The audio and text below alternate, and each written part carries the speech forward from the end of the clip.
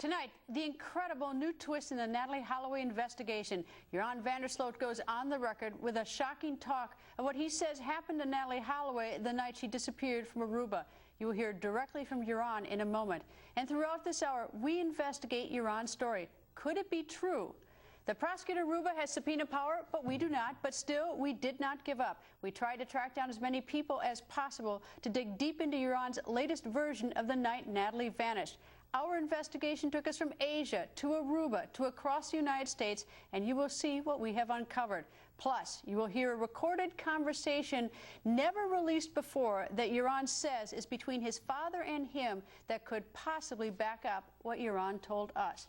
As you know, 18-year-old Natalee Holloway vanished in Aruba on May 30, 2005 during her senior trip.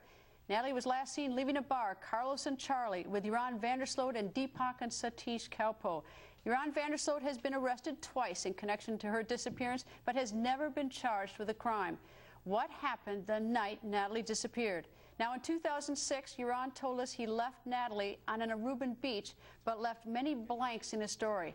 And then in February 2008, in a car in Holland, a Dutch man secretly taped Joran. Joran said on tape that Natalee had collapsed on the beach and he had disposed of her body. But now, Joran is speaking openly and only to us and is telling a completely different story.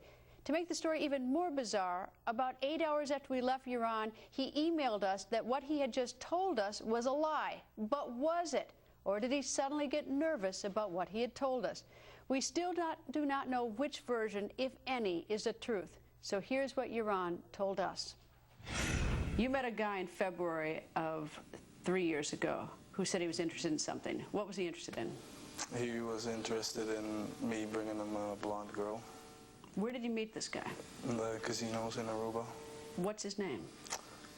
Elger, and yeah, but I don't even know if it's his real name. That's the problem.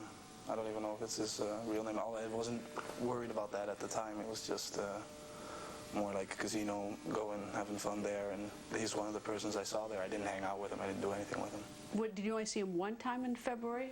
Oh, no, more times, like 2 times or 3 times. Or I've seen him over a period of 1.5 years or something. Okay, so you met him in February of 05 at the casino. You know his first name. And he said he wanted what? He said he wanted to see a blonde girl. What did you take that to mean? I did not even want it. I wasn't even thinking about it. Like, I did not know what he wanted at all with it. Did anything offered in exchange for it? Yeah, he offered me money. And what did you say? I said, okay, sure. Did he ever say what he wanted a blonde girl for? No. Did you have any sort of guess what it was? I mean, was it sort of the code, you know, you speak in code, you sort of knew what he wanted? No, I wasn't really occupied with that at all. I had school going, I had other things, I had friends. I wasn't really, I wasn't even concerned about his name, to tell you the truth. Did he offer you any money? Yeah. And a specific number? Yeah, he offered me money. So what happened the day you met Natalee? Well, the day I met Natalee, I remembered what he said, and as I was leaving the casino to leave, I went by the Radisson Casino and he was there. And I spoke with him, and he's like, yeah, so then he's asked me for, like, okay, all I want is to, you know, if you bring me a blonde girl, let me know, give me a call on this number right here. Gave me a phone number, and then he said to meet him at the beach by the Marriott if I ever got a girl, and that he would give me $10,000. That was on the day that you met Natalee? That was on the day or the day before. The day before. The day before you met Natalee?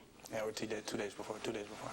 So the day you met Natalee, you met her at the Excelsior in the Holiday Inn in the afternoon. Or actually, you met her with a group of people.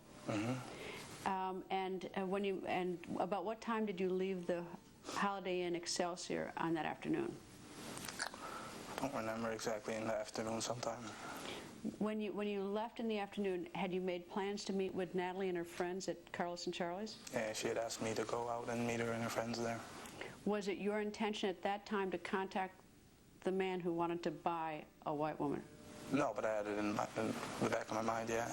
Right. So you left the Holiday Inn, and then where did you go? Then first I went to the Radisson. And talked to him? Yeah, and I played a little poker there. And then I went to Then I called a friend of mine who didn't pick up his phone, and then I called other friends of mine, asked them if they wanted to go out, and yeah. And the other friends were? Were Deepak and Satish. Okay, explain it to me. They pick you up at your house. Yeah, I just told them, all I told them is we're meeting a group of girls at Carl's and Charlie's who asked me to go out with them. And then when I was in the bar, she was all dancing on the bar, coming over to me and telling me to come dance with her. And that's the moment when I talked to them and said, like, okay, well, I can get, someone offered me $10,000 just to bring them somebody. And what do you guys think about it? $10,000, okay. You know, that was the thought behind it. And what were they going? Did they get any money? Yeah, I gave them money, of course. Okay, so explain what happened. You get Natalie and you head out to the car. Tell me the whole story. She asks me first, let's go to your house. When I go to your house, I want to see your house. I'm like, no, let's go back to your hotel. It was right next to the other where we had to be anyway. Thought we could go see how it is there, but she didn't want to go back to her own hotel. So then that's when I told the guys just drop us off by the Marriott. And you hadn't, like, hardwired this appointment with this guy to meet in the Marriott? You just assumed that he would be there? No, I called him on the way back. At what point did you call him? I'm confused. When did you lock in the pickup? At like 1 o'clock. You called him then? Yeah, or a little before. And said what? And said that, yeah, no, I'm in the car now, and I'm with the girl, and I'm with 2 friends, and what are you doing? And he's like, yeah, I'm awake. And then he's like, okay, can you be there and there in an hour? And I'm going to have someone there. And I'm like, okay. To give you your money, is what he said. And I'm like, okay. And so then you drove to the Marriott, at least a little bit north of the Marriott, or that parking lot area? The parking lot area. And tell me what happened. Then I got out, stepped out of the car. She was with me. Went to the beach with her, and we were just making out. We never did anything else. And then at first I didn't see anyone there. I didn't know anything, and I was like, okay, whatever, it's not gonna happen. And then I saw a guy, and he came, and he just handed me a bag, and grabbed the girl by the arm, and he went to the boat that he had in the water. What did Natalie say?